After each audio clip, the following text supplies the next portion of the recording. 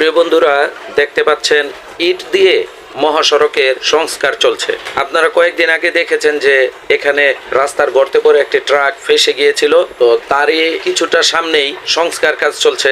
আসলে এখানে দরকার হলো সুদূর প্রসারী চিন্তা ভাবনা করে উপযুক্ত উপাদান ব্যবহার করে দীর্ঘমেয়াদী একটি রাস্তা তৈরি করা।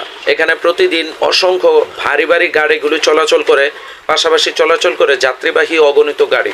এভাবে ইট দিয়ে খুব সুন্দর করে যদিও সংস্কার করা হচ্ছে, কিন্তু এগুলো কোনো উপযুক্ত সমাধান নয়। দীর্ঘমেয়াদী এবং কার্যকর কর্মপদ্ধতি গ্রহণ করে এই রাস্তাটির উপযুক্ত সংস্কার করা উচিত। আপনারা এ ব্যাপারে কি মনে করেন তা অবশ্যই মন্তব্য করে জানাবেন।